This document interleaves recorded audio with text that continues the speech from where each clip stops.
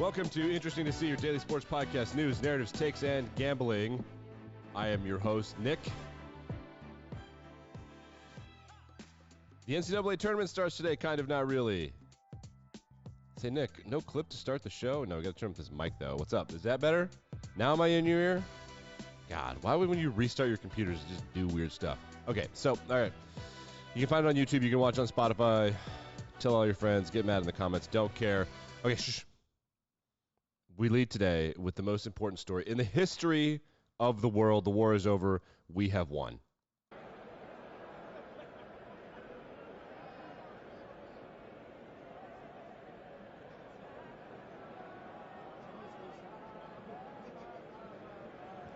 Whose broad stripes?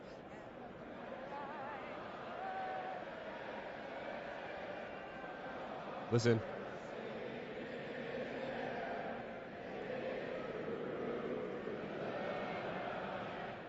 And our flag was still there.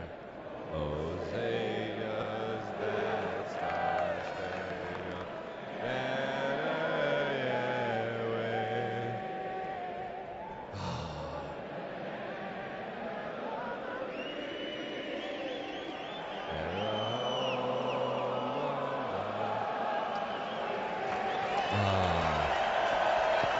That was Canada.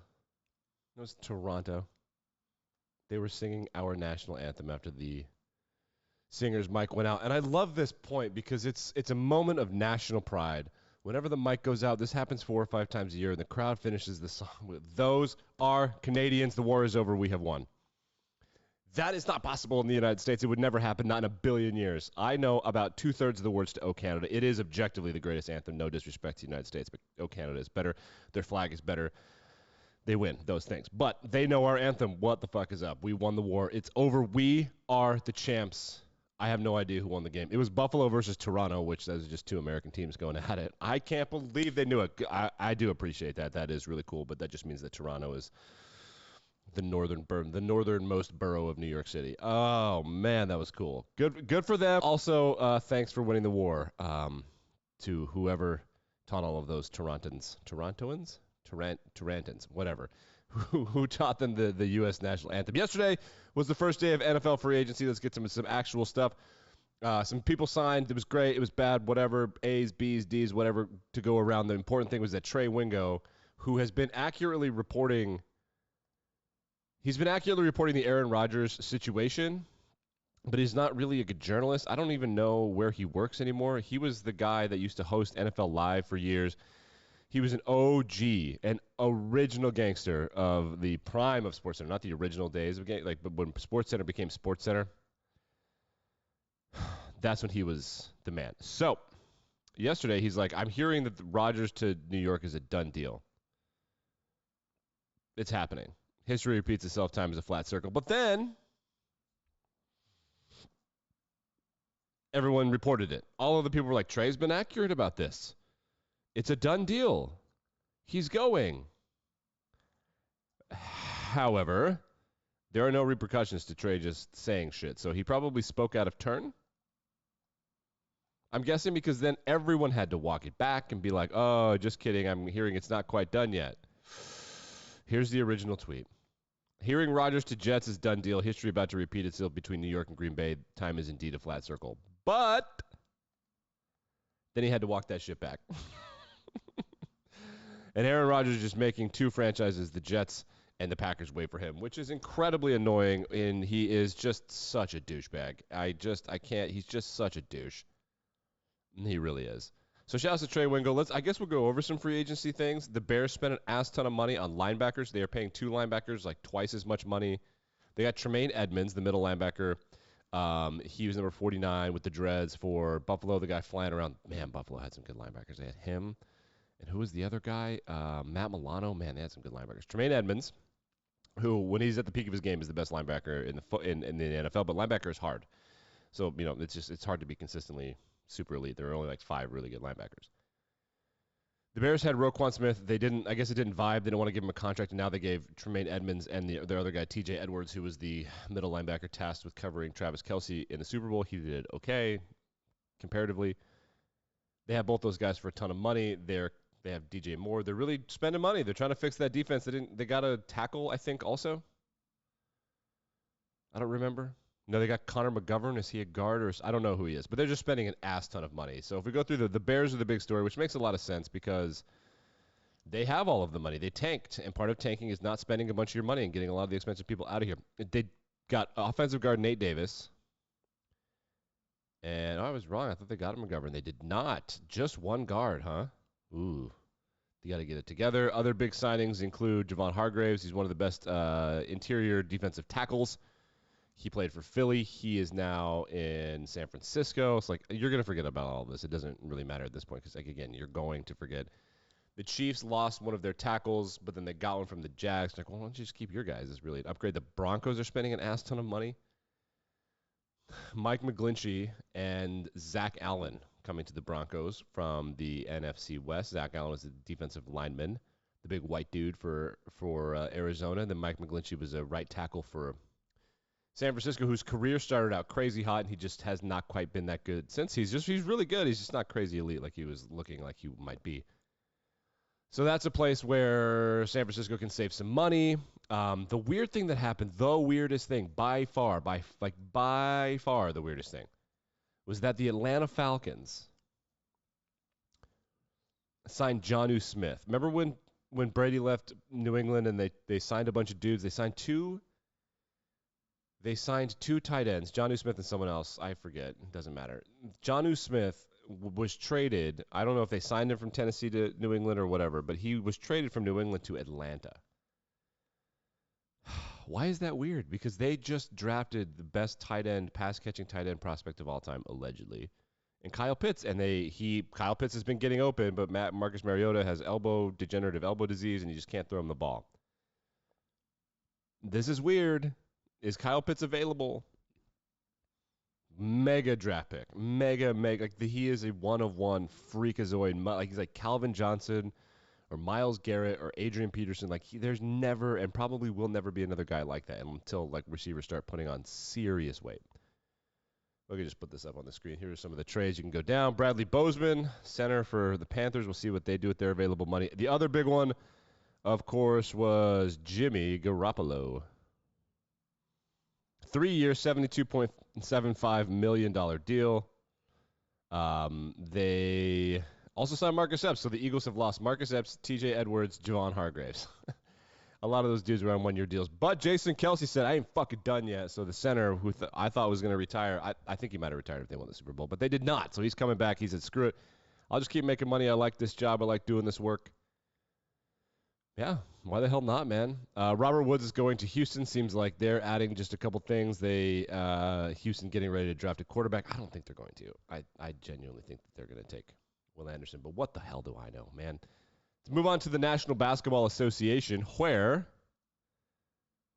there's been some load management discussion between the association and the union, the NFL Players Association, to figure out a way to punish people for load managing. And so the way that they are doing this, and load management is where star players take days off because they don't want to and maybe they're hurt or whatever.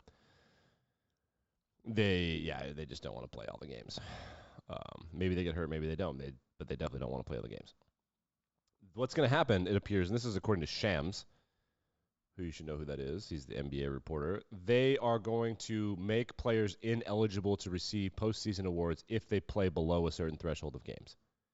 That's the theory. It's not done deal right now, but that's what people are kind of looking into. Do we want to do this? I think so.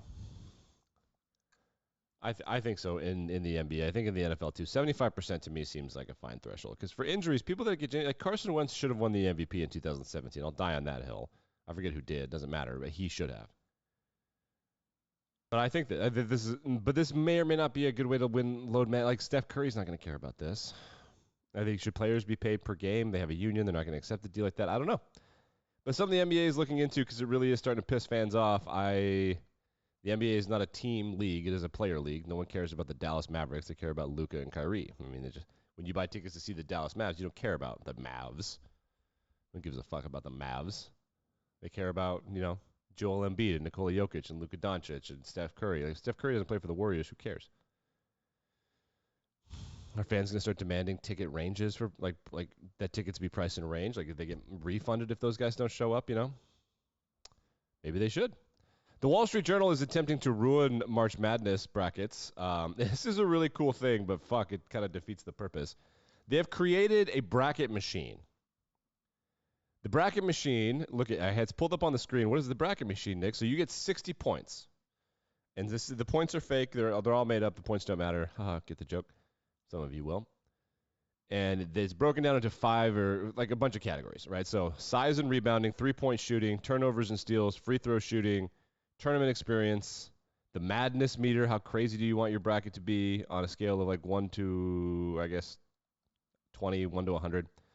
You have 60 points, and you slide these things, right? And theoretically, it spits out the perfect bracket for you. Like, this is what matters to me, and then you do it, and it generates the bracket for you.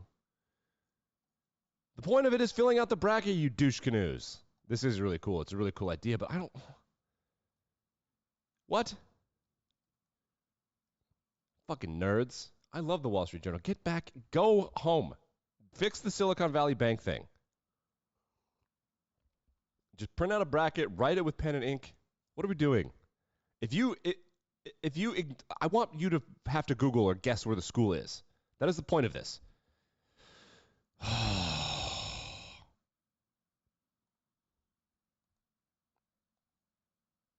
Let's go to the NHL coverage over the weekend. The Penguins played the Rangers in a really sweet game. I had it on in the background while I was cooking. I didn't watch all of it. I was also checking it on some.